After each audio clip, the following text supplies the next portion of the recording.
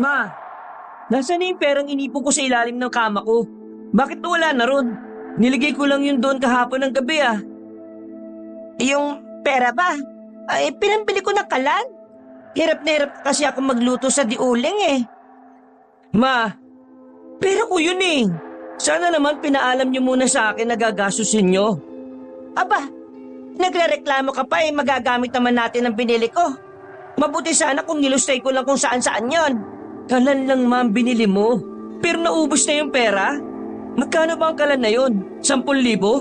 Iba na talaga ang tabas ng dila mo ah. Mula nang nagkatrabaho ka sa bayan, parang yumabang ka na ah. Paano yumabang ma? Nakakaganito lang naman ako kasi ginalaw niyo yung pera ko nang walang pasabi sa akin. Ngayon hindi niyo nga man lang ako tinanong kung ano ang bala ko sa pera na yun eh. Tinanggalan niyo ako ng karapatan sa sarili kong pera. Ayan, pagdating sa amin ng pamilya mo, ang kuripot mo. Pero pagdating sa syota mo, ang galagalante mo.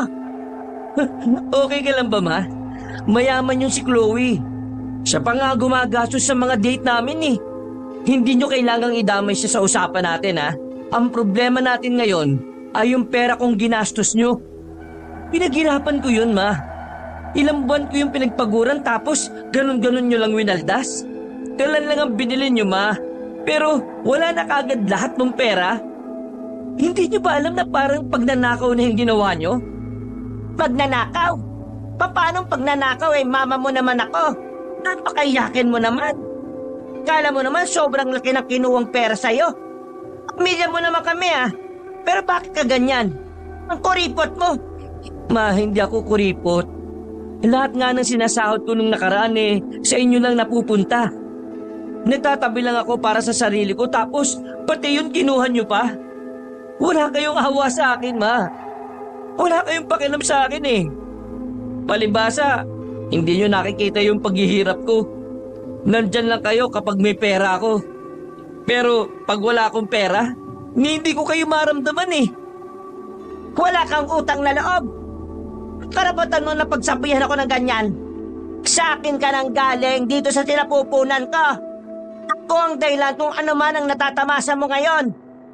Kung hindi dahil sa akin, wala kang kinikitang pera. Nanay mo pa rin ako. Anak lang kita. Anak lang? Tama, anak lang. Ganun ka baba ang tingin mo sa akin. Anak lang. Umalis ka na rito. Ayaw ko makita yung mukha mo dito kung wala kang utang na loob sa akin. Oo, aalis ako dito. Huwag kang mag-alala, ma. Wala na kayo makikitang pera sa ilalim ng papag ko. Kasi wala na akong trabaho. Natanggal ako sa trabaho.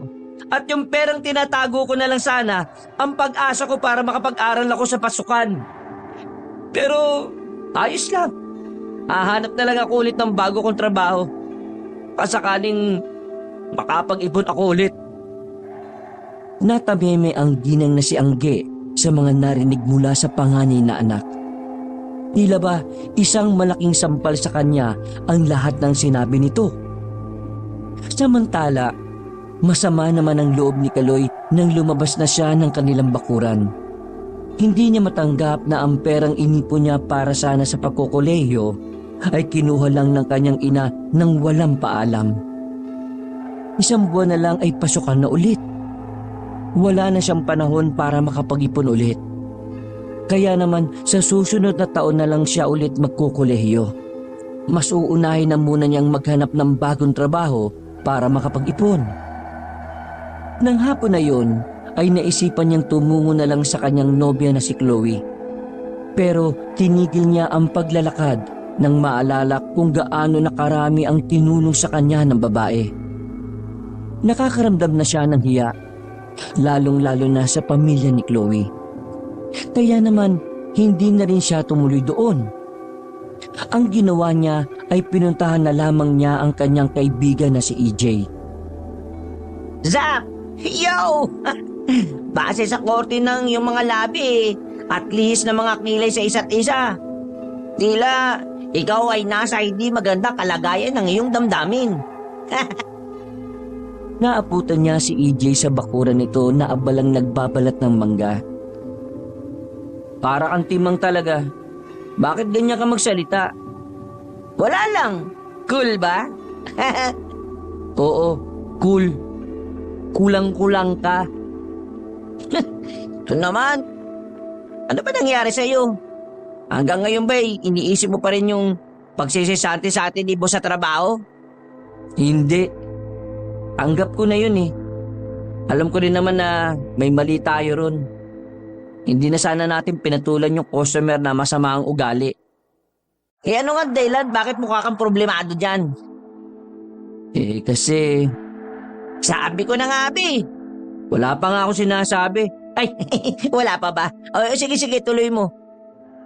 Yung inipon kong pera, ginastos ni Mama. Kalan lang yung binili pero wala nang natira dun sa pera. Eh di, nag-away talaga kayo niyan, ano? Eh nagalit ako eh. Malamang hindi ko kasi alam. Pero kung nagpaalam sila, wala namang problema sa akin eh. Pre, Kaloy, naiintindihan ko nararamdaman mo. Mali talaga yung ginawa ng mama mo.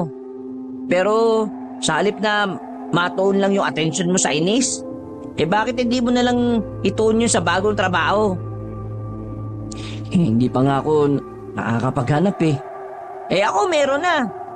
Gusto sana kitang isama eh. Kaso hindi ko alam kung papayag ka. Eh bakit? Ano bang trabaho yan? Ngumiti ng malapad ang kanyang kaibigan na si EJ.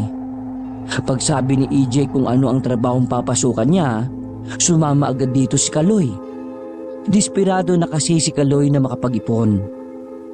Kahit hindi na lang sa pag-aaral niya, kahit para na lang sa pag-aaral ng kanyang mga kapatid. Kahit gabi na, lumarga pa rin ang dalawa paalis ng kanilang barangay. Hindi pa nga nakapagbibihis ng maayos na kasuotan si Kaloy. Pero ang sabi kasi ni EJ ay ayos na yun.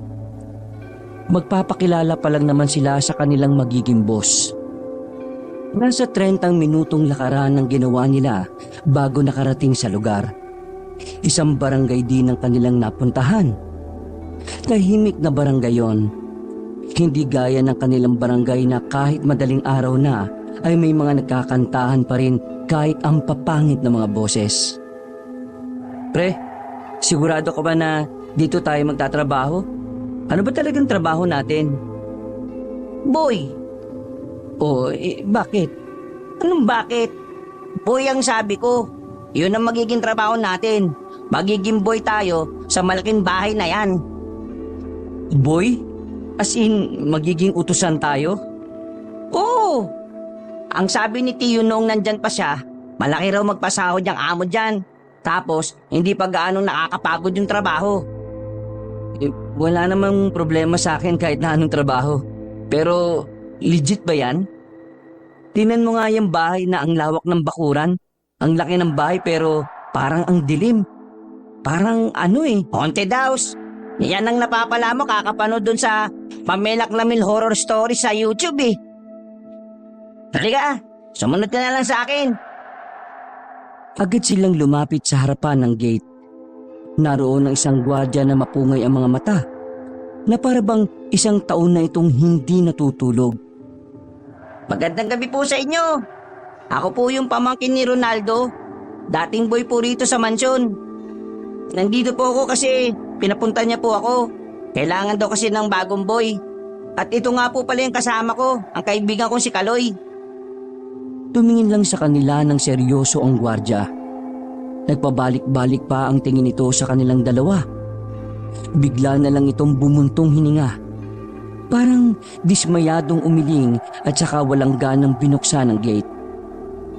Hindi nagsalita ang gwardiya pero tumuro lang ito kung saan sila unang pupunta. Maraming salamat po. Pero sana next time, nagsasalita po kayo. Uy, para kang baliw. Naglakad ang dalawa sa malawak na bakuran. Nilagpasan nila ang main door at tumungo sila sa gilid ng mansyon, na kung saan ay meron dong mahabang garden. Hindi pa man sila nakakalapit, nakita na nila ang isang matandang lalaki na nakaupo sa sofa. Abla itong inaayos ang maliit na halaman na nakapatong sa lamesa. Nang maramdaman sila ng matanda, agad itong lumingon sa kanila at nagpakita ng malapad ng ngiti. Tumayo ang matanda at saka lumapit sa kanila. Ikaw na ba ang pamangkin ni Boknoy? Taas noong sumagot naman si EJ. Opo, ako nga po. Pinapunta niya po ako dito dahil nangangailangan daw po kayo ng boy. Maka, nangangailangan nga ako. Wala kasing tumatagal na boy dito. Lahat nababagot kasi wala daw masyadong ginagawa. Teka, sino naman tong kasama mo? Ay, si Kaloy po. Kaibigan ko po yan. Gusto din po sanang ipasok kasama ko dito eh. Pero wag po kayong mag-alala. Masipag po kaming dalawa. Kapag trabaho trabaho lang talaga. Magandang gabi po sa inyo. Kung nangangailangan pa po kayo ng tao, willing po akong pumasok. Kailangan ko lang po kasing mag-ipon eh. Sandaling tiningnan ni Felicing ang binata. Ngumiti ito saglit at tumango-tango. Okay, sige. Magsimula na kagad kayo ngayon. Oh, ngayon po kagad? Bakit? Ayaw mo ba? Ay, hindi naman po. Wala pong problema kahit kailan. Di halina kayo. Sumama kayo sa akin at ituturo ko sa inyo kung saan kayo matutulog. Stay in kayo rito ha, para lang malinaw sa atin. Nauna nang naglakad ang matandang lalaki, papasok ng mansyon. Napapangiti na lamang si Kaloy nung mga oras na yon. Dahil sa wakas, meron na naman siyang trabaho. Makakapag-ipon na ulit siya ng pera para sa kanyang sarili at sa kanyang dalawang kapatid na nag-aaral. Malaki ang bahay. Sa loob ay sobrang lawak ng sala. Namamangha si Kaloy. Dahil sa buong buhay niya ay yun ang unang pagkakataon na makakita siya ng ganoong kalaking bahay. Umakyat sila sa ikalawang palapag. Binuksan na matanda ang isang kwarto na sa loob may dalawang kama na magkaharap. Kumpleto na rin ang gamit sa loob. Malaki na ang silid na yun para kay Kaloy at EJ. Dito ang kwarto ninyo. Doon naman sa kabilang hagdanan, yang unang pinto. Yan ang silid ng aking apo. May apo po pala kayo? Nasasabi ko lang, di ba? Nasaan po yung apo ninyo? Natutulog na. Bukas na bukas din ng umaga, ipapakilala ko kayo sa kanya. Higit sa lahat, ang aking apo ang prioridad nyo rito, ha? Wala pong problema. Sana hindi kayo umalis kagad, ha? Hindi ko na alam ang gagawin ko kapag nawala pa kayo. Wala kasing nagbabantay sa apo ko kapag walang taga-alaga. Kawawa naman. Abala rin naman kasi ako sa mga negosyo ko. Huwag po kayo mag-alala. Aalagaan namin ng maayos ang apo ninyo. Sige. Bukas ko na rin ipapaliwanag sa inyo ang mga dapat nyong gawin. Marami-rami din kasing dapat gawin dito sa mansyon kasi isang linggo nang walang kasambahay dito. Pero pagkatapos naman nun kalma-kalma na ang buhay nyo rito. At tungkol sa sahod, bibigyan ko kayo ng paunang bayad bukas. Nako, maraming salamat po. Matanong ko lang po, wala po ba kayong ibang kamag-anak? Bawal ang magtanong tungkol sa personal na impormasyon, ha? Sige po, pasensya na po. Maraming salamat na lang po.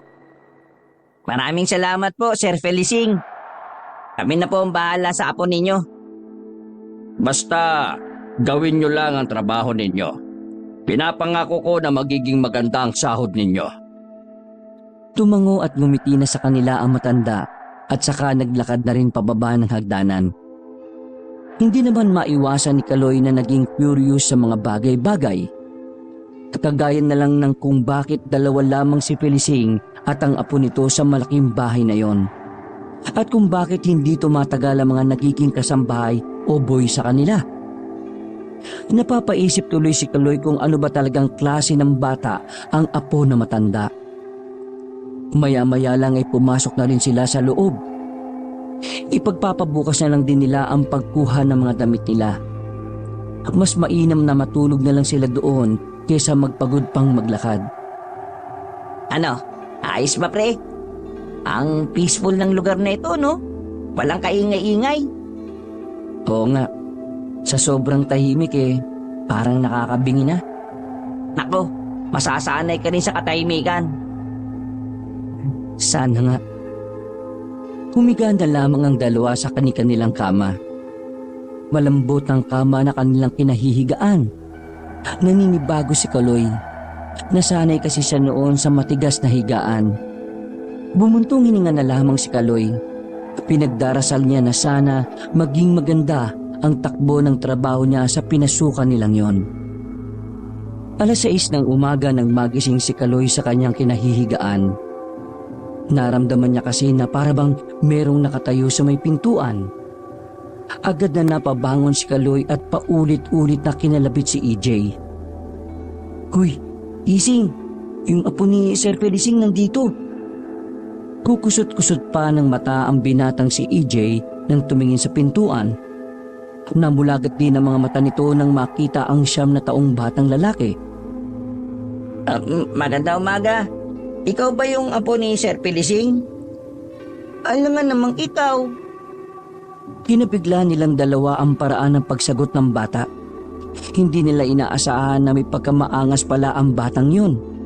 Sa puntong yun pa lang, agad na naintindihan ni Kaloy na maaring ang ugali ng bata ang dahilan kaya walang tumatagal na nag-aalaga dito. Pasensya na kung medyo tinanghali na kami ha. Napuyat kasi kami, namamahay lang kami. 6:00 pa lang ng umaga, hindi pa talaga tanghali. Muling nagkatinginan na magkaibigan. Pakiramdam nilang dalawa ay mahihirapan silang pakisamahan ng batang yun. Pero determinado si Kaloy. Wala siyang pakialam kung magmaldito pa yon. Ang mahalaga sa kanya ay magampanan ang trabaho at makasahod na maayos. Bata, may kailangan ka ba sa amin kaya ka nandito? Maaga pa kasi. Hindi bata ang pangalan ko. Ken ang pangalan ko. Okay Ken. May kailangan ka ba sa amin? Ganitong oras, naglalakad-lakad na ako sa bakuran para lumanghap ng saliwang hangin. Sino sa inyong dalawang pwedeng sumama sa akin? Nagbulungan ang dalawa. Halatang ayaw ni EJ na siya ang sumama sa batang si Ken. Maiksi lang kasi ang pasensya ni EJ, lalo na sa mga bata. Mas gugustuhin na lang niyang magkuskus ng lababo at kubeta kaysa magtimpi sa bata. Patrip talaga si Teo eh. Hindi sinabi na may bata pala rito. Kainis. Ikaw na dyan. Ha? Ikaw na bahala, Kaloy. Sige. Ako na lang ang sasama sa'yo. Hintayin mo na lang ako sa labas. Magbibihis lang ako ng maayos ha. Wag na. Ayos na ang suot mo. Hindi naman tayo aalis o gagala eh. Bilisan mo na kasi. Atat na yung bata oh. Oo, sige. Kinuha na ni Kaloy ang kanyang damit at kahit wala pang hilamos at mumog, sinamahan niya na ang bata. Bago sila bumaba ng hagdanan, napansin ni Kaloy na tila tuwid lang ang tingin ng batang si Ken. Hindi to tumitingin sa iba. Hindi rin ito kumukurap. Tumigil muna si Kaloy at tinawakan ng kamay ni Ken para alalayan. Sabihin mo, hindi ka ba nakakita? Oo, wala akong nakikita. Pero malakas ang pakiramdam ko. Lagi akong may nararamdaman na kakaiba eh. Mga nilalang na hindi pangkaraniwan. Ha? Ano? Dumadalaw sila kung minsan. Hindi ko alam kung bakit. Pero parang ako ang sadya nila eh. Parang nagbabantay sila sa akin. At parang kukunin nila ako sa tamang panahon. Ken, ano bang sinasabi mo? Maintindihan mo rin ako kapag ilang gabi na kayong nanatili sa mansyon na ito. Ang creepy mo ah. Ang bata-bata mo pa pero ganyan ang mga sinasabi mo. Gumagawa ka lang ba ng mga kwento? Mas madaling magsabi ng totoo kaysa mag-imbento ng kwento. Hindi na nakapagsalita si Kaloy. Parang natameme siya sa kung paano siya kausapin ng 9 na taong bata. Sa buong buhay ni Kaloy, si Ken pa lang ang nakasalamuhan niyang bata na ganun. Para bang may matandang katauhan na ang bata sa kung papaano ito magbitaw ng mga salita. Inalalayan na lamang ni Kaloy si Kenken para makababa na sila. Lumabas sila ng mansyon. Naglakad-lakad na lamang sila hanggang sa hindi na nila namamalayan na papalayo na sila sa kanilang pinanggalingan. Nasa gilid lamang sila ng kalsada. Mahigpit lang ang hawak ni Kenken sa damit niya. Ano nga pala ang pangalan mo? Kaloy. Kaloy ang pangalan ko. Kuya Kaloy na lang ang itatawag ko sa'yo ha. Sige. Maganda nga yan eh. Kuya Kaloy, ayaw kong mapahama kayo. Kaya hanggat maaari, umuwi na lang kayo sa inyo. Kenken, hindi kita maintindihan eh. May problema ka ba sa lolo mo? Wala. Pero sa kanila, meron. Ayaw kong sumama sa kanila eh. Kanino? Hindi sumagot ang bata. Natuon na lang ang kanilang atensyon sa nakasalubong nilang matandang babae. Parang takot na takot ito sa batang si Kenken. Lumipat pa nga yun sa kabilang parte ng daan at nagmamadaling maglakad palayo. Sa puntong yun pa lang, naiisip na ni Kaloy na parang may kakaiba sa batang si Kenken. At kung ano yun ang gusto niyang malaman. Ayan, sa wakas, nandito na rin tayo. Tumigil sila sa gilid ng ilog. Sa batuhan na kung saan kusang umupo ang bata sa malaking bato. Bakit ka ba nabulag? Ganyan ka na ba mula nang ipinanganak ka? O may nangyari talaga na nagdulot ang pagkawala ng paningin mo? Ilang segundo muna ang lumipas bago nagsalita ang bata. Humangin ng malakas. Ramdam ni Kaloy ang kakaibang lamig na dulot ng panahon. Dati ako nakakakita, pero mas pinili ni Lolo na alisin ang paningin ko para mailigtas niya ako. Naging interesado si Kaloy sa kwento ng bata. Tumabi ito kay Kenken at gumawa ng paraan para mas palawakin pa nito ang kwento. Ang kaso nga lang, hindi na nagsalita pa si Kenken. Naglakad lang ito ng kaunti at hinawak-hawakan ng tubig. Kung hindi mo pa kayang magkwento, ayos lang. Pero kapag handa ka na, huwag kang magdalawang isip na magsabi sa akin ha? O kaya naman kay Kuya EJ mo. Kumarap si Kenken kay Kaloy. Bumuntong hininga si Kenken at saka inalis ang salamin na itim na suot-suot nito. Nabigla si Kaloy nang makita ang mga mata ni Kenken. Sa halip na kulay itim ang nasa gitna ng mga mata nito, kulay asul ang naroon. Teka, bakit ganyan ang mata mo? Sumpa ang mga matang ito eh. Dahil sa oras na makakita ko ng tao. Hindi na naituloy ni Kenken ang sasabihin nang biglang makarinig sila ng mga sigawan sa kabilang parte ng ilog. Agad namang binalik ng bata ang salamin nito.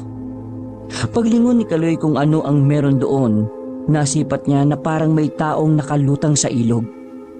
Bumabara ito sa dalawang malaking bato. Umuwi na tayo. Teka, ano bang meron doon? Gusto mo bang malaman? Bakit? Alam mo ba? Kapag inalam mo kung anong meron doon na magsisimula ang pagiging sangkot mo sa sumpa na meron ako. Ha? Sumpa? Puntahan mo. Hihintayin na lang kita dito. O sige, diyan ka lang ha. Hintayin mo ako ha. Babalik agad ako. Naglakad si Kaloy palapit sa mga nagkakagulong tao sa kabilang banta ng ilog. Nang makalapit na siya roon, ay agad siyang nagtanong. Laking gulat niya nang sabihin ng isang ali roon na ang palutang-lutang na bangkay ay kagagawan ng isang aswang. Nagtayuan ng balahibo ni Kaloy. Naniniwala siya sa aswang pero hindi pa siya nakakakita ng ganun. Niwala rin siyang nabalitaan na may ganun sa kanilang lugar. Kaya naman hindi maiwasan ni Kaloy na hindi kilabutan. Lalo na nang itinahaya ng mga tao ang bangkay ng isang lalaki. Bukas ang tiyan nito at wala ng lamang loob. Kadiri! Brutal. Yun na lamang ang mga salitang nasabi ni Kaloy sa mga pagkakataong yun. Napatingin siya kay Kenken sa di kalayuan. Nakaupo lamang ang bata sa malaking bato habang nakaharap sa ibang direksyon. Ano bang meron sa'yo, bata ka? Bakit parang may alam ka sa aswang? Sinubukan ni Kaloy na hindi na lamang pansinin ng kanyang mga nakita. Hindi na rin niya nilarawan kay Kenken kung ano yon. Batid niyang hindi makabubuti para sa isang 9 na taon na bata na malaman ang sinapit ng biktima. Naglakad na rin sila pauwi. Pagpasok nila ng mansyon, naabutan nila si Felicing na tarantang-taranta sa sala. Kanina pa nito hinahanap si Kenken. Nang makita nito ang bata, sobrang gumaan ang pakiramdam nito. Ano ka ba naman? Sino ba nagsabi sa'yo na pwede mong ilabas ang apo ko, ha? Di bang sabi ko, hintayin niyo muna ako at sasabihin ko kung ano yung mga dapat at hindi dapat gawin? Diyos ko ka naman, oh! Bakit ang gumagawa ng sarili mong desisyon, ha? Pasensya na po kasi Wala siyang kasalanan. Ako ang pumilit sa kanya. Pinuntahan ko sila sa kwarto nila at pinilit ko siyang ilabas ako. Wala siyang kaalam-alam. Sinunod niya lang ang sinabi ko sa kanya kasi nagmakaawa ako sa kanya eh. Ikaw? Nagmakaawa? Huwag niyo na po siyang pagalitan. Ako po ang may kasalanan, Lolo. humugot na lamang ng malalim na paghinga ang matanda. Parang bagyang sumakit ang ulo nito dahil kinabahan ito. Akala niya nabawi na sa kanya ang pinakamamahal na apo. Kenken naman, alam mo naman na hindi ka pwedeng basta-basta na lang lumalabas, di ba? Paano kung makita ka ng... Lolo, hindi ito ang tamang oras para pag-usapan yan.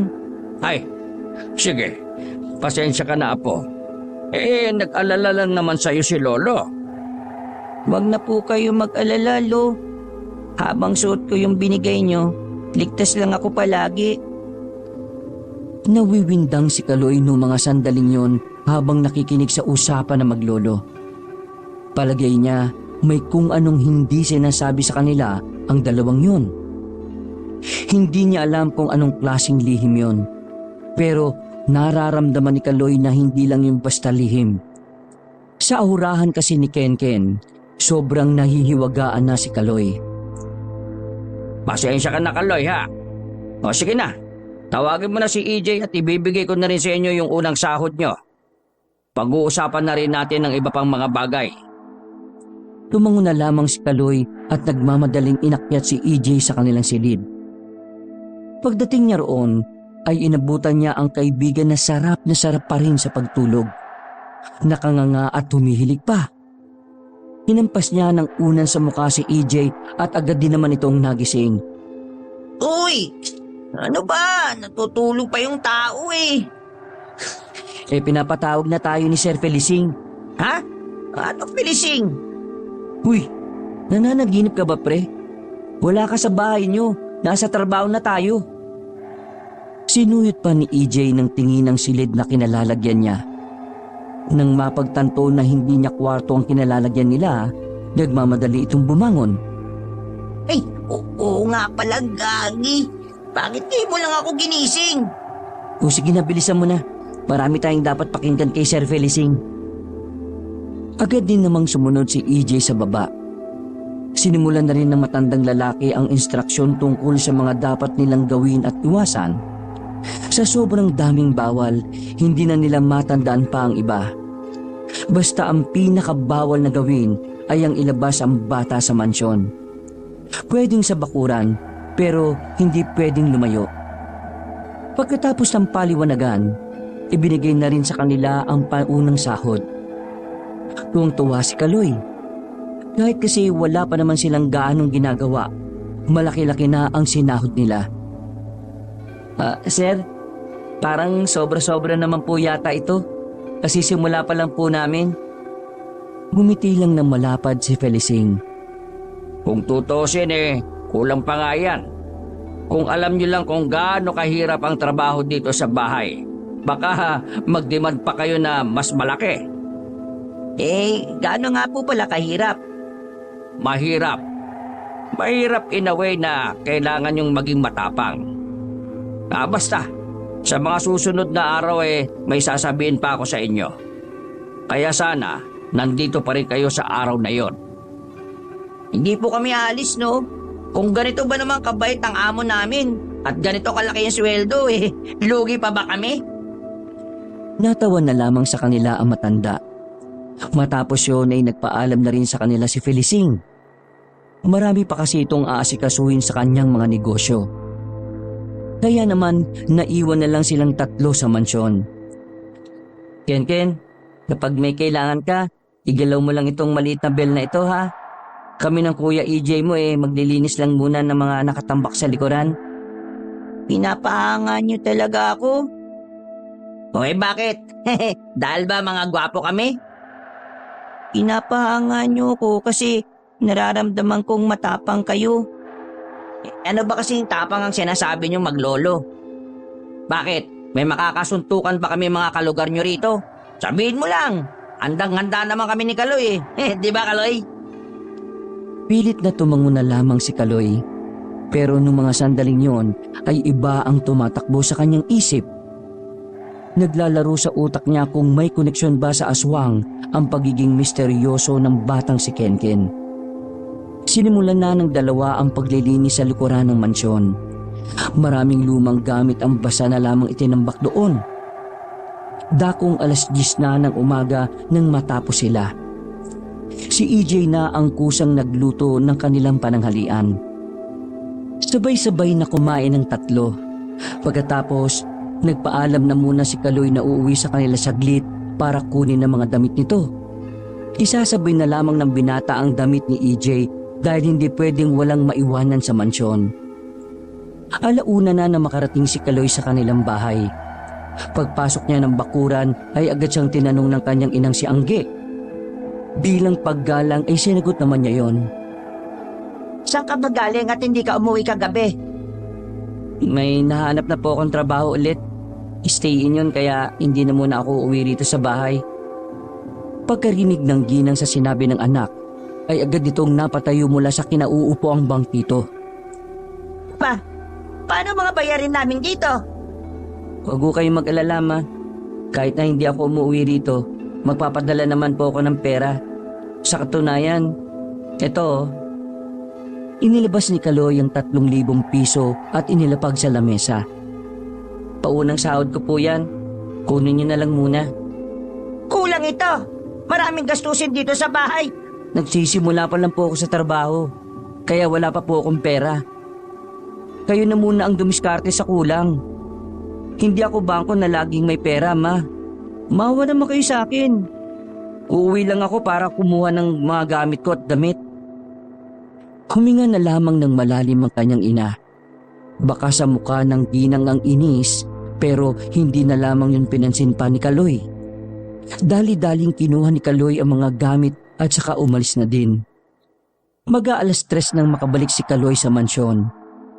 Napatagal siya ng bahagya dahil sa dami ng damit ni EJ na dapat dalhin. Tulog ang batang si Kenken ng mga oras na yon. Habang si EJ naman ay katatapos lang linisin ng isang kwarto sa itaas. Nailagay ko na sa kwarto natin yung mga damit mo ha. Ikaw na lang bahala mag-ayos. Uy, sige. Maraming salamat pre ha. Nasaan na pala yung bata? Andun, sa kwarto niya, natutulog. Pre, wala ka bang napapansin dito sa mansyon na ito? O bakit? Ano ba napapansin mo? Kanina kasi, habang abala ako sa paglilinis, meron akong naririnig na parang mga nag-uusap. Iba yung lingwahe nila pre. Pero narinig ko na binanggit nila si Kenken.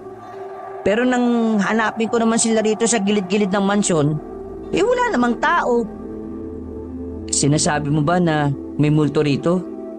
Tangex, hindi multo. May multo bang nag-uusap-usap tapos si Kenken yung topic nila? Feeling ko, tao talaga yung narinig ko. Pero hindi ko lang alam kung bakit bigla silang nawala eh. Hindi na muna nagsalita pa si Kaloy. Bigla na namang sumagi sa kanyang isipan ang mga sinabi ng batang si Kenken. Hindi niya alam kung ano ba talaga ang ibig sabihin ng bata. Pero malakas ang kanyang kutob na kung mas tatagal pa sila roon ng ilang araw, malalaman at malalaman niya rin yon. Uy, tulala ka na naman dyan ha. Narinig mo ba yung sinabi ko? Ah, alam ko na. Nag-away na naman kayo ni Tita Angge, ano? Hindi. Ayos lang naman ako. Medyo inaantok lang. Eh kung gusto mo, matulog ka na muna sa kwarto. Wala naman ganong gagawin dito kasi ginawa ko na lahat eh. Gumising ka na lang bago gumabi ha, kasi ikaw naman ang magluto. Mas maigi nga siguro na magpahinga na muna ako. Baka masyado lang ako na-stress. Tinapik ni EJ ang balikat ni Kaloy. Ginantihan na lang din ni Kaloy ng tapik ang kaibigan at saka naglakad na rin paalis. Nakatulog si Kaloy. Gabi na nang magising siya. Nagtataka siyang bumangon kung bakit hindi man lang siya ginising ni EJ. Pagbaba niya ng sala, kita niyang may nakahanda ng pagkain. Pero hindi malaman ni Kaloy kung bakit walang katao-tao. Nakaramdam na ng hindi pangkaraniwan si Kaloy. Masama ang kanyang kutob. Kaya naman, dali-dali siyang umakyat sa kabilang hagdanan.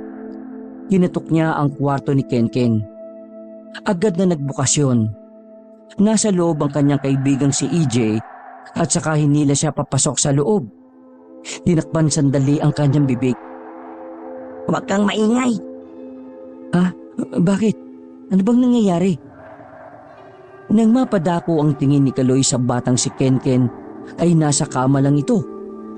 Inakala niyang natutulog lang yon pero wala yung malay. Habang nagluluto ko kanina, may nakita akong umaaligid sa mansyon. Mukhang hindi sila mga tao, pre. Ha? Ano bang pinagsasasabi mong hindi tao? Basta, nakita ko kanina iba yung itsura nila eh. Tapos, nagtangka silang pumasok sa main door.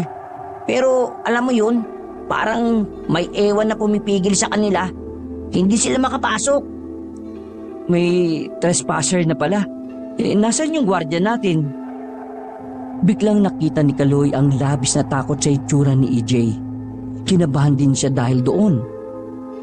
Kaloy, nakita ko sa bintana si Chief. Nakabulagta na sa labas eh. Pang-11 gwardiya na si Chief ngayong taon. Napalingon ng dalawa nang biglang marinig nila si Kenken na nagsalita. Nakahinga ng maluwag si EJ nang makitang may malay na ito. Diyos ko naman, buti naman gising ka na. Bakit ka ba inimatay kanina? Ito na yung sinasabi ko sa inyo. Sana umuwi na lang kayo. Madadamay kayo sa kapamakan dahil sa sumpa ko. Kenken, sabihin mo nga sa amin, ano ba talagang meron sa mansyon na ito? Sino yung mga sinasabi ni EJ? Mga aswang sila. Nagkatinginan si Kaloy at EJ ng mga sandaling yon. Pareho silang kinilabutan sa sinabi ng batang bulag na si Kenken. Nung una, akala ni EJ ay nagbibiro lamang ang bata. Pero nadagdagan ng kaba nito nang nagpatuloy pa si Kenken sa mga sinasabi niya. Kuya Kaloy, yung bangkay na nasa ilog, aswang yung gumawa nun, di ba? Kilala mo ba kung sino yon? Paano ko naman makikilala hindi naman ako taga rito. Tauhan ni Lolo sa kumpanya. Kaya hindi pa siya nakakauwi ngayon dahil kinausap niya pa yung pamilya ng tauhan niyang pinatay ng aswang. Ngayon, si Chief naman ang nawala. Isa na itong senyales na kailangan niyo na rin umalis dito. Teka naman kasi, bakit kasi ayaw mong ipaliwanag ng maayos? Bakit nandito ang mga aswang? At sila ba ang sinasabi mo na gustong kumuha sa'yo? Bakit? Anong dahilan? Sabihin mo nga na maayos. Naguguluhan ako sa iyo eh. Huminga ng malalim ang batang si Kenken. Tinanggal nito ang itim na salamin. Bahagyang natakot naman si EJ na makita ang kakaiba nitong mata. Si Kaloy naman, kahit pangalawang beses na niyang nakita yon, nahihiwagaan pa rin siya. Ang mga matang ito ay kagagawa ng albularyong kaibigan ni Lolo. Binulag nila ako ng sadya. Nang sa ganun, Hindi ko makita ang mga aswang, lalo na ang mga tao. Gusto kong kunin ng mga aswang dahil sa paniniwalang anak daw ako ng pinuno nila. Uy, teka. Ano pinagsasabi mong anak ka ng ano? Ng pinuno ng mga aswang? Anak daw ako ng aswang. Sa madaling salita, ang anak ni Lolo na ama ko ay pinuno ng mga aswang. Teka, paano naman magiging aswang ang ama mo? Hindi naman aswang si Sir Felicing. Kapangyarihan ng Yanggaw. Yanggaw? Sige na, umalis na kayo bago pa pati kayo'y madamay sa kapamakan. Hayaan nyo na ako mag-isa rito. Hihintayin ko na lang ang lolo ko. Hindi kami alis dito. Ano naman kung mga aswang ang mga yan? Basta, gagawin pa rin namin ang trabaho namin. Di ba, EJ? Ha? Hindi tayo aalis? Wala kayong laban sa kanila. Hindi sila pangkaraniwan. Mamamatay lang kayo gaya ng mga naunang naging yaya at boy dito sa mansyon. Kaya kung ako sa inyo, Naudlot ang sasabihin ng bata nang marinig nilang tila may naglalakad na sa itaas ng bubungan. Naramdaman nila na parabang nakatapat yon sa mismong silid ni Kenken. Hindi na nagsayang ng oras si Kaloy. Agad na niyang kinuha ang bata at dali-dali silang pumasok sa ilalim ng kamang tatlo. walang mag-iingay ha. Ilang sandali lang, nakarinig na sila ng boses ng isang lalaking medyo maangas ang tono ng pananalita. Sa tansya ni Kaloy ay nasa edad 40 pa lang yun hanggang 45. Ken, sumama ka na sa akin. Mas maganda ang buhay na naghihintay sa iyo kung sa akin ka sasama.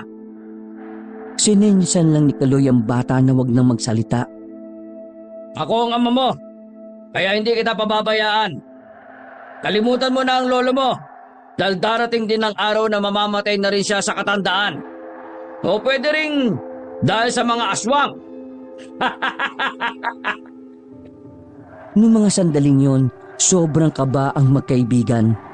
Hindi nila alam kung paano sila makakaalis ng mansyon nang walang nakakakitang aswang sa kanila.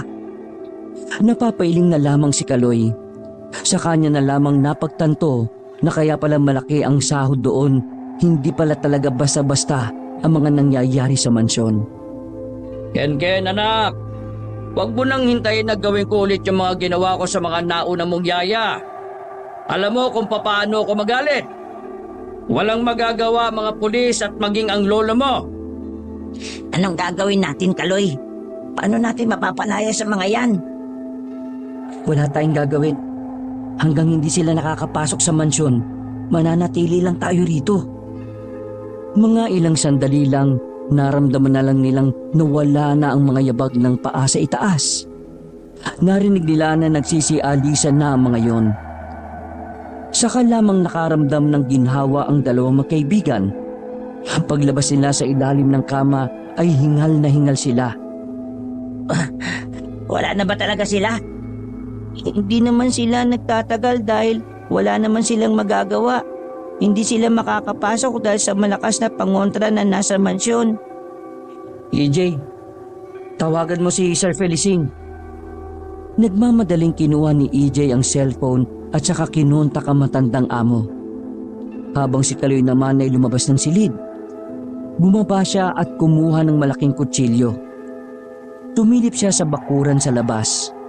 Wala na ang mga aswang kung kaya't nagkaroon siya ng pagkakataon para lapitan ng gwardya.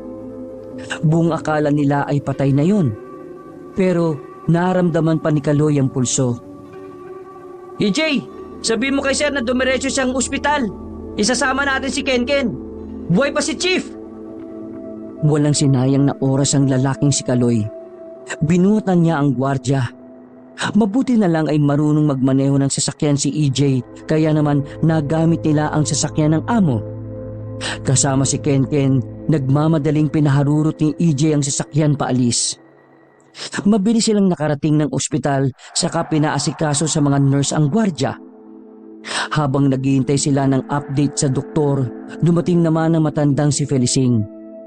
Dinala nito ang magkaibigan at si Kenken sa maliit na chapel ng ospital. Walang katao-tao roon sa oras na yon, kaya dito na ipinagtapat ni Felicing ang katotohanan.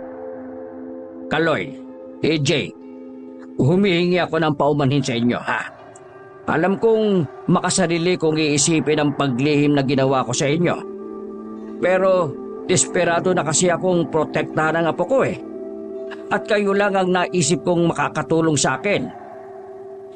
Naintindihan ko po kayo. Pero bakit po ba naging aswang ang ama ni Kenken? Nagalit siya sa akin nung hindi ko siya pamanahan ng mga yaman ko. Alam ko kasing lulustayin lang niya sa sugal ng mga pera ko. Dahil doon, ayun, nagrebelde siya. Pinakulong ko siya nang magbanta siyang papatayin ako. Kinuha ko sa kanya si Kenken dahil ako na lang ang nag-iisang pamilya niya. Wala na ang kanyang ina. Hindi ko inakala noon na makakatakas sa kulungan ng anak kong si Ramil. At sa muli namin pagkikita isa na pala siyang aswang. Ginawa niya yun para mas magkaroon siya ng lakas para gantihan ako at para mabawi si Kenken. Aswang din po ba si Kenken? Tiningnan na matanda si Kenken. Hinaplos ni Felicing ang buhok ng kanyang apo at sandaling ngumiti sa bata. Noong 4 na taon pa lamang siya, doon ko nalaman. Kaya naman nagpatulong ako sa kakilala kong albularyo. May ginawa kaming paraan para hindi mabuhay ang dugo ng aswang sa katawan ni Kenken. Pero hindi yun naging sapat. Dahil sa tuwing may makikitang aswang si Kenken, para siyang nagiging mabangis. Kapag nakakakita naman siya ng tao, sobra siyang natatakam sa karne ng tao. Kaya naisip niyo po na bulagin siya. Dahil yun lang ang natataging paraan para pigilan ang pagiging aswang niya. Kung wala siyang makikita, walang makakapag-udyok sa kanya para maging aswang. Sobrang hirap para sa akin yon. Pero wala akong pagpipilian kung hindi gawin yon kaysa makita siyang maging katulad ng kanyang ama. Nung mga sandaling yon ay walang masabi ang magkaibigan. Hindi nila magawang husgahan ng matanda. Dahil maging sila rin, kung sila ang nasa katayuan ni Felicing, baka yun din ang kanilang gagawin para kay Kenken. Sandaling umalis si Kaloy at Felicing sa chapel. Habang nasa loob si EJ at Kenken, kinausap na matanda ang binatang si Kaloy. Kaloy, hindi ko alam kung hanggang kailan pa ako mabubuhay. Pero kung sakaling mawala ako sa mundo, labis ako nakikiusap sa iyo. Kupkupin mo ang apo ko. Sir Felicing, huwag naman po kayo magsalita ng ganyan. Mabuti na yung nagiging handa tayo sa mga pwedeng mangyari. Makalipas ang ilang sandali, ay nakausap na rin nila ang doktor na umasikaso sa gwardya. Himala na nabuhay pa yon dahil sa dami ng tama sa dibdib. Nakahinga sila ng maluwag nang malaman na magiging maayos na rin ang kalagayan ng gwardya. Nang masiguro na ang lahat ng dapat bayaran at bilhin para sa gwardya, umalis na rin sila ng ospital. Total, may mga tao si Felicing para magbantay roon. Pagpunta nila sa parking lot ng ospital, sinalubong sila ng mga kalalakihan na lahat ay nakaitim. Kinabahan pa si Kaloy at EJ dahil akala nila ay mga aswang din ang mga yon. Kumuha na ako ng mga tao. Sila ang magbabantay sa mansyon. Kaya hindi nyo kailangan mag-alala. Sumakay na rin silang lahat sa van. Umalis na rin sila ng ospital. Nung puntong yon, kahit na papaano ay kampante na si Kaloy na hindi sila mapapahamak. Sa tingin niya naman kasi, hindi sila pababayaan ng mga taong pinuha ng kanilang amo.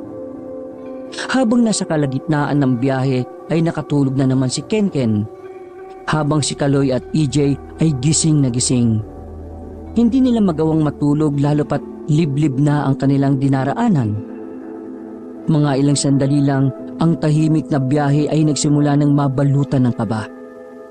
Bigla na lang kasing nagputukan ng gulong ng kanilang sasakyan. Pagtingin ng mga tao nila, maraming ikinalat na pako sa kalsada. Hinutuban na si Kaloy na baka sinadya lang yun ng mga aswang.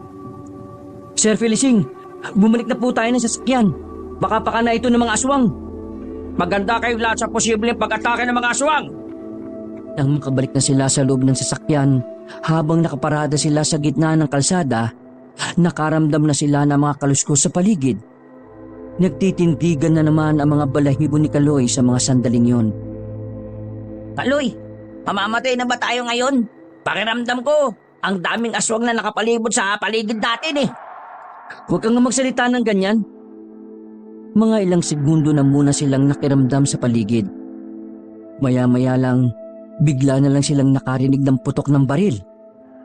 Pagsilip nila sa labas, meron ng aswang ang bigla na lang lumitaw at pilit hinihila ang tauhan ni Felicing.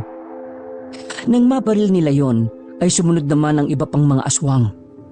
Nagkandagulo-gulo na sa mga oras na yon. Sa nakikita nila Kaloy, nahihirapan ang mga bataan ni Felicing, bagay na nagdudulot ng pangamba sa kanilang lahat. Sir, kailangan na nating umalis. Kapag tumagal, baka tuluyan na sila makalapit. AJ, kaya mo bang makapagmaneho? Opo, pero flat pa yung gulong natin eh. Mas mabagal pa sa pagong ang magiging takbo natin ito, sir. Wala na tayong choice. Kung may susunod man sa atin, barilin na lang natin. Eto, 2 baril. Tig-isa kayo. Nag-alangan na tanggapin yon ni Kaloy at EJ. Hindi naman kasi sila gumagamit ng ganun. Sa katunayan, mas natatakot si Kaloy kapag gumahawak ng baril. Dahil pakiramdam niya, isa siyang kriminal. Walang nagawa si EJ kundi ang sundin na lamang ang utos ni Felicing. Agad siyang pumesto sa driver's seat. Pag-start niya pa lang ng van, ramdam na agad ng binata ang kabagalan nila. Gumigewang-gewang din ng van. Kaloy, kapag may bumasag sa salamin, tutulungan mo akong barilin sila, ha? Ha? Opo, sige po. Habang mabagal na umaandar ang van, gaya ng inaasahan ay may mga aswang na rin ang nakasunod sa kanila at ang iba ay tumutungtong pa sa bubungan. Tila pilit na binugbutas ang bubong para lang makapasok. Kaya naman hindi na rin nagpatumpik-tumpik pa si Felicing. Pinagbababaril niya ang nasa bubungan. Dahil doon, narinig na lang niyang umaaray ang mga nasa bubungan. Ang kaso nga lang, hindi doon nagtatapos ang lahat. May humarang naman sa kanilang daraanan. Pinagsusuntok ang harapan at sinusubukan ding basagin ang salamin. Hindi na nakatiis si Kaloy sa mga pagkakataong yon. Dali-dali siyang nagtungo sa harap at pinagbababaril ang mga aswang doon. Sa mga sandaling yon ay nakaramdam ng kakaibang pananabik si Kaloy. Doon niya napagtanto na hindi naman pala nakakatakot gumamit ang baril. Lalo na kung gagamitin mo naman ito sa kabutihan. Visit kayo mga aswang kayo. Pre, ayusin mo ha. Baka sa akin tumama yung bala mo. Marunong na akong gumamit ng baril, no? Nawala ang mga aswang na nasa harapan nila. Ang mga natira na lamang ay mga aswang na bumalik naman sa bubong. Muli nilang pinagbababaril ang mga nasa itaas. Nang matamaan ang mga yon, ay tuluyan na silang nilubayan ng mga aswang. Mas mabilis lang sila ng kaunti sa karo ng patay, pero nagtiyaga na lang sila roon. Hanggang sa 1 oras lang ang nakalipas, narating na rin nila ang isang barangay na medyo maliwanag. Kilala ko ang kapitan rito. Tara, pumasok na tayo. Bilis! Bilis! Nagmamadaling bumaba ang tatlo. Karga-karga ni Kaloy ang natutulog na si Ken-Ken nang maglakad na sila. Mabuti na lamang ay nakasalubong nilang nagro-ronda ang kapitan ng barangay na yon. Nakilala ng matandang babae si Felicing. Kaya naman agad naman silang dinala ng kapitana sa barangay hall nito. Sa loob ng opisina, naririnig ni Kaloy na nag-uusap ang 2 matanda. Base sa kanyang obserbasyon, may alam din pala sa aswang ang kapitanang yon. Hindi kayo maaaring magtagal sa barangay ko dahil baka madamay ang mga residente ko rito. Pero, Maring Nunag, wala na kaming mapupuntahan sa mga oras na ito. Kahit na ngayon lang, magpapalipas na muna kami ng gabi rito. Kinaumagahan aalis kagad kami. Bakit naman kasi hindi mo nalang hayaang maging aswang din ng bata? Yun lang ang tanging paraan para matalo niyo ang ama niya. Ayaw ko. Natatakot ako na baka kapag naging aswang siya, magbago na rin siya at matulad sa kanyang ama. O sige, ngayong gabi lang ha. Kinabukasan ng umaga kailangan nyo na kagad makaalis dito.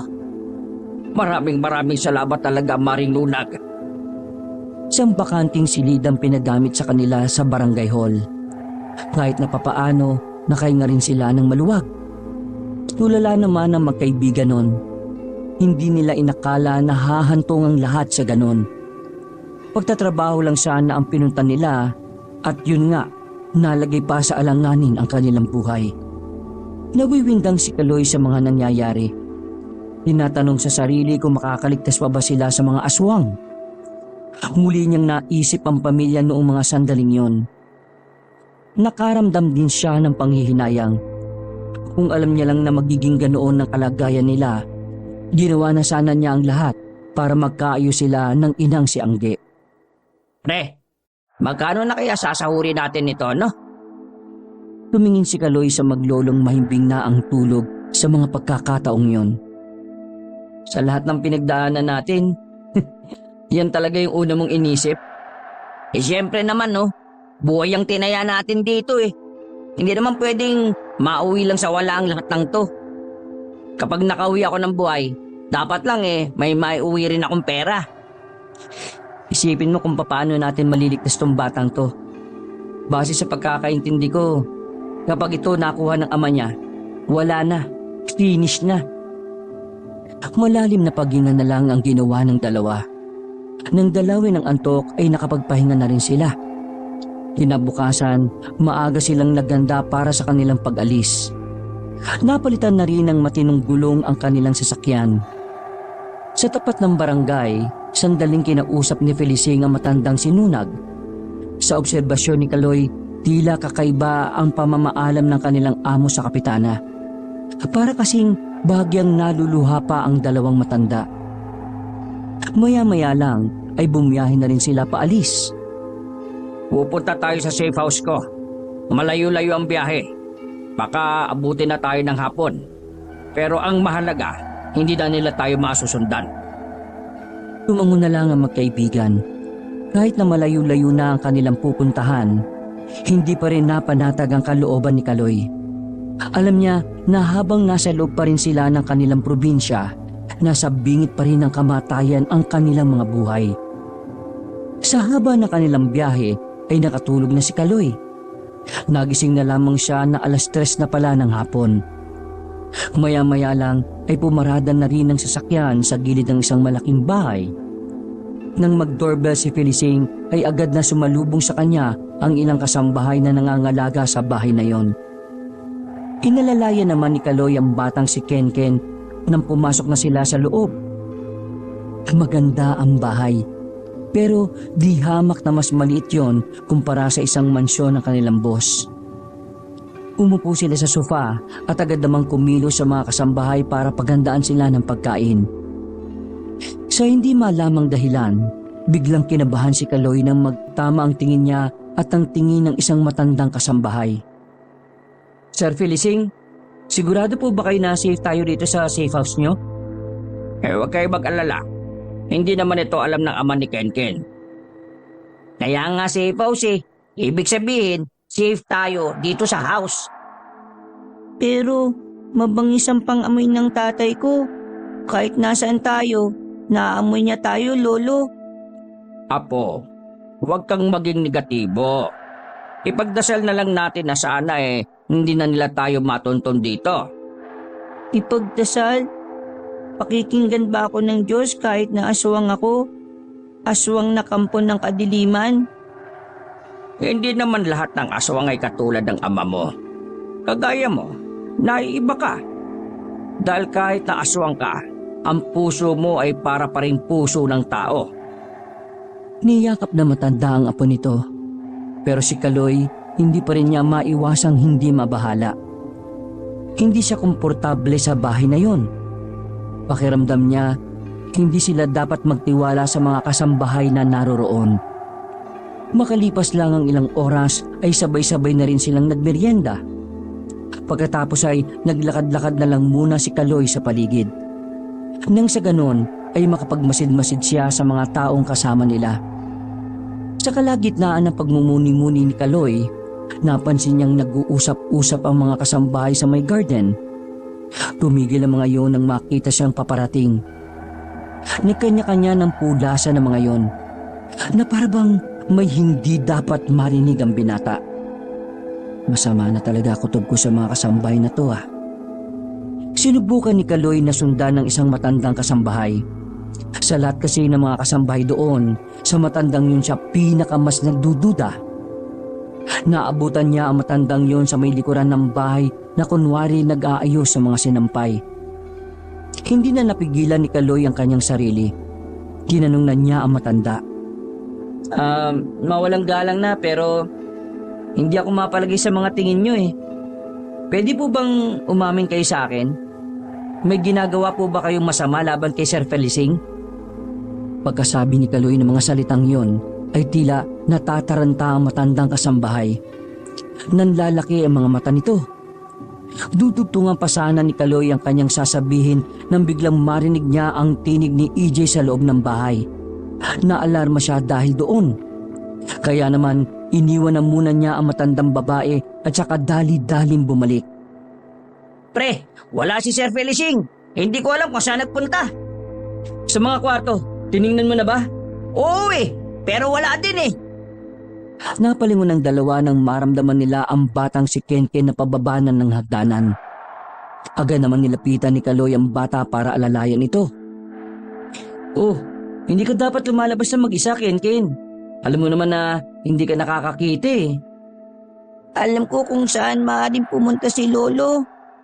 Eh buti naman alam mo. Saan ba? Nandito lang siya sa bahay. Nandito? Ano to? Joke time ba ito? May nakikita ka bang lolo mo rito? Di ba wala naman? Paano ko makikita? Wala nga akong paningin. Bulag ako. Ang ibig kong sabihin, nandito lang si Lolo sa bahay. Sa lahat ng bahay na pagmamayari ni Lolo, meron siyang basement. Hanapin niyo ang basement ng bahay na ito at siguradong naroon siya. Tama si Kenken. Tara pre, magsimula na tayo maghanap. Dali-daling inisa-isa ng dalawang binata ang bawat kwarto. Pero sa kasamaang palad, wala silang makitang sikretong pinto sa mga silid na yun. Hinalughog na rin nila ang kusina pati na rin ang banyo. Pero wala talaga. Nawawalan na sila ng pag-asa. Iniisip na nga ni EJ na pinagtitiripan lang sila ni Kenken. Hoy Kenken, niloloko mo yata kami. Wala naman kaming makitang pinto na papuntang basement eh. Hindi ako pwede magkamali. Narinig ko dati si Lolo. Sinabi niya na lahat ng ipapagawa niyang bahay ay mayroong basement. Eh wala nga eh. Hindi kaya di naman niya ito bahay?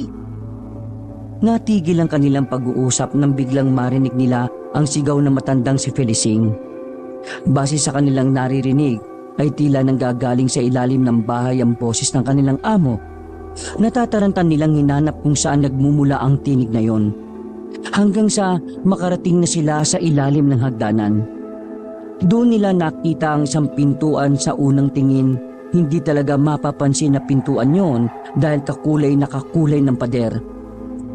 Nang buksan nila ang pintuan, bumungad sa kanila ang kaawa-awang si Felicing.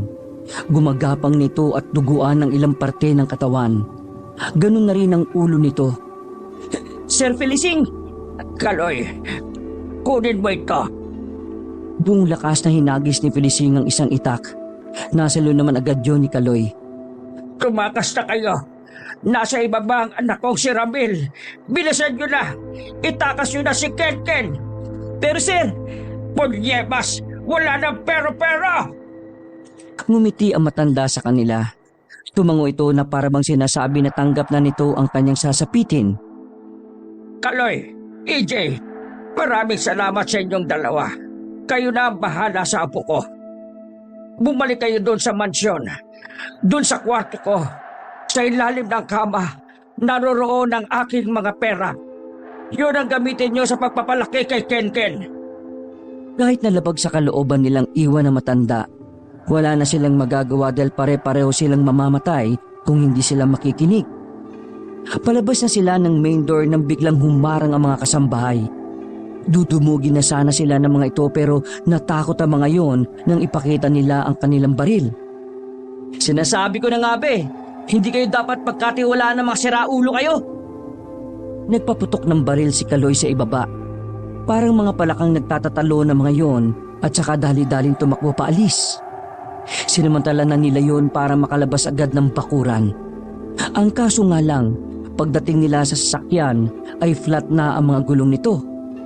Kung pipilitin pa nilang patakbuhin yon ay maabutan lang din sila ng aswang.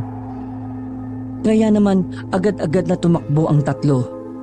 Bit-bit ni Kaloy si Kenken na nung mga sandaling yon nagguguluhan na rin sa mga nangyayari. Walang alam na direksyon ng dalawang binata. Hindi kabisado ang lugar dahil hindi naman sila taga roon. Basta't hinayaan na lamang nila kung saan sila dadalhin ng kanilang mga paa. Nang makakuha ng pagkakataon para makapagpahinga, pumasok muna sila sa masukal na daan para makapagpahinga. Nagtago sila sa mga matataas na halamanan. Kuya Kaloy, wala na ba ang lolo ko? Hindi makapagsalita si Kaloy sa tanong na iyon ng batang si Kenken. Hirap siyang sabihin dito ang pangyayari nang hindi ito masasaktan. Kaya naman si EJ na lamang ang nagkusang sabihin at ipinaliwanag kay Kenken kung bakit naiwan ang kanyang lolo. Kenken, kinailangan nating umalis para hindi ka makuha ng papa mo. Utos yun sa amin ng lolo mo eh. Kung ano man ang nangyari sa lolo mo, isipin na lang natin na hindi na sayang ang ginawa niyang sakripisyo sa'yo. At para hindi yun mas lalong masayang, kailangan mong makaligtas hanggang sa tuluyan na nating matakasan ng papa mo. Tanggap ko naman ang nangyari kay lolo eh. Pangako, hindi ko sasayangin ang ginawa niya para sa akin. Kaya kailangan kong matalo ang papa ko. Kenken, hindi pang karaniwan ng papa mo. Isa pa, bata ka pa lang. Baka mapahamak ka lang kung kakalabanin natin siya. Mas maiging tumakas na lang tayo at pumunta sa lugar na hindi ka na niya kaya pang sundan. Hindi natin pwedeng takasan si papa eh. Dahil habang nabubuhay siya, hindi siya titigil. Gagawa at gagawa siya ng paraan para hanapin ako. Ang tanging paraan para matigil na ang lahat ng ito ay paslangin siya. At ako lang ang makakagawa nun. Anong ibig mo sabihin? Kailangan ko siyang tapatan sa kung ano man siya. Ay nako, tumigil ka. Hindi pwede no. Kabata-bata mo pa. Kakalabanin mo ang tatay mo na ubod ng kasamaan. Bukod sa bata ka pa ng kulang sa karanasan, hindi ka rin naman nakakakita. Paano mo tatapatan yung malakas na meron pang matang matino? Hindi na sumagot pa ang batang si Kenken. Nanahimik na lang ito at parang may iniisip na kung ano. Noong mga sandaling yun, tahimik lang din na pinag-iisipan ni Kaloy ang gusto ng bata. Naalala niya ang sinabi ng kapitana kay Felicing. Naniniwala si Kaloy na totoo ang sinabi ng kapitana, na tanging si Kenken lang ang makakatalo sa ama nito. Makalipas lang ang ilang sandali, umalis na rin sila sa lugar na yon. Hindi pa rin sila makampante dahil habang nasa labas sila, malaki pa rin ang tsansa na hindi sila ligtas. Pre, may bahay. Tara, tapitan natin at nang makahingi tayo ng tulong. Teka, sandali. Safe ba ang mga taong nandyan? Hindi ko rin alam. Pero wala na tayong choice, pre. Kenken, wala ka bang nararamdaman na panganib? Kahit saan naman tayo pumunta, nakakaramdam ako ng panganib, Kuya Kaloy. Para sigurado, ako na lang muna ang lalapit doon. Sesenyasan ko na lang kayo kapag nasiguro kong ligtas tayo ron. Pumayag si Kaloy sa sinabi ni EJ, kaya naman mabilis na naglakad ang binata palapit sa bahay na yon. Kinatok ni EJ ang pinto at lumabas mula roon ng isang lalaki. Sandaling kinausap ni EJ ang lalaki. Pumayag naman ito na tulungan sila. Sinenyasan na ni EJ si Kaloy para lumapit. Kaso nang lumabas sila sa kanilang pinagtataguan, bigla na lamang humarang sa kanilang daraanan ang isang lalaki na matangkad. Kahit hindi nakakakita si Kenken, ramdam na ramdam niya ang presensya kung sino ang nasa harapan nila. Kenken! Anak! Masyado mo naman akong pinahihirapan eh. Nandito ka lang pala. kasama ng mga hampas lupang tao na ito. Nataranta ang lalaking dapat sana ay tutulong sa kanila. Isinarado na ng lalaki ang pintuan. Ilang beses na nakiusap si EJ pero hindi na yun nagbukas pa. Hayaan mo na akong mabuhay mag-isa. Hindi ako sasama sa'yo kahit na kailan. At kanino ka naman sasama? Sa mga taong yan? Tuturuan ka lang nila kung paano maging mahina at maging walang silbi. Magiging alipin ka lang din ng sistema ng mga tao. Mas gugustuhin ko naman maging alipin ng tao kaysa maging kasama ng demonyong kagaya nyo. Huminga ng malalim ang aswang na si Ramil. Halatang nagtitimpi lamang ito. Bagay na mas lalong kinabahala ni Kaloy. Mahigpit lang ang pagkakayakap ni Kaloy sa bata. Sinabi niya sa sarili nung mga sandaling yon na kahit na anong mangyari, hindi niya bibitiwan si Kenken. Ken, anak, makinig ka. Kung sasama ka sa akin, malalayo ka sa kapahamakan na dulot ng mga tao. Anak, hindi ka matatanggap ng mga tao. Hindi ka matatanggap ng lipunan kapag nalaman nilang isa kang aswang. Naintindihan mo ba ako? Wala akong pakialam kung sinong tatanggap sa akin. Mas gugustuhin ko pang mamatay sa kamay ng mga tao kaysa pakinabangan niyo ako at gamitin sa kasamaan. Ken, huwag mong inuubos ang pasensya ko, ha? Kilala mo ako kung paano ko magalit. Nakakalimutan mo na ba lahat ng nakialam? Lahat sila Pinatay mo at hindi ko kakalimutan yon kahit kailan. Papa, itigil mo na ito. Hindi ako sasama sa iyo kahit na ano pang gawin mo. Kung hindi ka madadala sa pakiusapan, mapipilitan akong isama ka sa paraan na alam ko. Hindi ako papayag na kunin mo si Kenken. Hoy! Manahimik ka! Hindi ka kasali rito, ha? Kung ako sa'yo, ibigay mo sa akin ang anak ko kung ayaw mong mamatay. Pasensya na po kayo. Pero hindi na po ako takot mamatay. Nangako ko kay Sir Felicing na kahit na anong mangyari, hindi namin ibibigay sa iyo. Ginagalit mo ba talaga ako? Hindi na nakapagpigil pa ang ama ni Kenken. Maras itong lumapit kay Kaloy. Pero agad naman binitiwan ni Kaloy ang bata. Dahil matigas ang ulo mo, kailangan kong paslangin ang isang ito. Sinakal ni Ramil ang binatang si Kaloy. Iniangat ito sa ere ng walang kahirap-hirap. Namumula na ang mukha ni Kaloy ng mga sandaling yon. Mabuti na lamang ay binaril ni EJ ang aswang sa likuran. Dahil sa ginawa nito ay nabitiwan ng aswang si Kaloy. Kaso nga lang, natuon naman kay EJ ang atensyon ni Ramil. Galit na galit itong lumapit sa binata. Ilang beses din pinapatukan ni EJ ang aswang. Pero kahit tinatamaan nito, ay parang wala lang namang nangyayari. Isa ka pa! Sinuntok ng aswang si EJ sa muka. Parang papel itong tumilapon sa gilid. Hindi pa nakontento ang ama ni Kenken, pinagsisisipa pa si EJ sa katawan. Si Kaloy naman ay agad na binunot na ang itak. Dali-dali siyang tumakbo palapit sa aswang. Pero sa kasamaang palad, hinawi lang siya ng malakas ni Ramil. Tumansik si Kaloy at saka tumayo pa sa bakuran. Samantala, habang nakadapa sa lupa, sinuyod ni Kaloy ang paligid. Nagtataka siya kung bakit hindi na niya makita pa si Kenken. Nilapitan siyang muli ng aswang. Kita niyang humaba pang lalo ang mga kuko nito. Kinabahan na si Kaloy. Batid niyang kapag tinarak yun sa kanya, siguradong katapusan na ng kanyang buhay. Uunahin na kita dahil ikaw ang mukhang mas matapang eh. Muli siyang sinakal ng ama ni Kenken.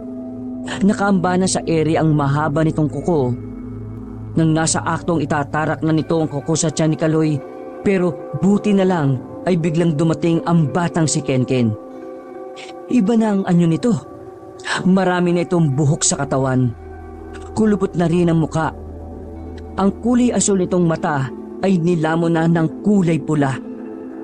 Parang hindi siyam na taon si Kenken nang sumampa ito sa likuran ng ama at saka sinakal.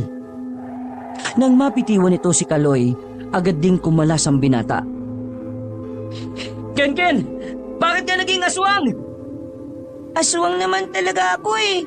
Ang pagkakaiba lang namin, hindi ako kumakain ng tao. Papa, tayo magarap. Huwag mong itama yung mga taong walang kalaban-laban. Alam mong mahal na mahal kita. Pero minsan naiisip ko rin, dapat tinuturuan ka rin ng leksyon. Walang ano-ano ay lumundag si Ramil sa harapan ng bata. Pero dahil sa kakaibang bilis ni Kenken, hindi to natamaan ng kanyang ama. Parang hindi na rin yun bulat kung kumilos. Pumunta sa likuran ng bata. Paglingon ni Ramil, hindi na niya namalaya na humagod na pala ang mahahabang kuko ng bata. Dahil sa ginawa ni Kenken, bumagal na ang pagkilos ng kanyang ama. Wala kang utang na loob. Matapos kitong buhayin, tatay mo pa rin ako, kaya dapat... Di na pinatapos ni Kenken ang pagsasalita ng kanyang ama. Muli niya itong kinalmot sa hita para mapaluhod ang isa nitong tuhod. Sinundan pa ni Kenken ng mahaba at malalim na kalmot sa likuran nito. Wala akong utang na loob sa'yo, Papa. May pagpipilian ka kung mag-aanak ka o hindi. Pero nag-anak ka pa rin eh. Ginusto mo magkaanak.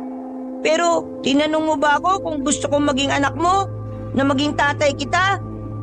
Kahit pa! Papa, dito magtatapos ang kasamaan mo. Para ito sa lahat ng inosenteng buhay na dinamay mo. Hoy, teka! Sandali! Agad na dinampot ni Kenken ng itak na mula pa sa kanyang lolo. Pikit matang tinarak ng bata ang itak sa mismong dibdib ng kanyang ama. Agad na sumuka ng dugo ang lalaki. Wala pang ilang segundo ay tumumba na rin ito sa lapag. Kenken, ayos ka lang ba? Agad na tumayo si Kaloy para lapitan ng bata. Biglang nawala ng malay si Kenken. Buti na lang ay agad niya itong nasalo. Nang matalo na ang aswang na si Ramil, bumalik na rin sila sa mansyon. Himalang hindi rin nagpakita ang iba pang aswang sa kanila. Sa isip-isip ni Kaloy, marahil ang mga aswang na yon ay nakadepende lang talaga sa kanilang pinuno. Ganun pa man, ang mahalaga na lamang kay Kaloy at EJ ay ang kaligtasan ng bata. Isang buwan matapos ang mga pangyayari, tuluyan ng naging opisyal na si Kaloy at EJ ang naging guardian ni Kenken. Lahat ng yaman ni Felicing ay ipinangalan sa magkaibigan. Samantala, nang malaman naman ng nanay ni Kaloy ang kanyang biglang pagyaman, bigla siya nitong itinuring na anak. Wala namang magawa si Kaloy kundi tanggapin na lang ulit ang kanyang inay. Sa Maynila na sila nanirahan at nagsimula na ng panibagong buhay. Kahit na aswang si Kenken, namuhay pa rin ito na gaya ng pamumuhay nila Kaloy at EJ. Hindi man nakakita pero sila Kaloy ang nagsilbi nitong mga mata. Sila rin ang tumayong mga magulang hanggang sa mga sumunod na taon. Masaya si Kaloy. Hindi dahil sa kayamanan na minana nila kay Felicing, kundi dahil sa bagong pamilya na meron siya. Na kahit kailan, hinding-hindi niya hahayaang mawala. Wakas.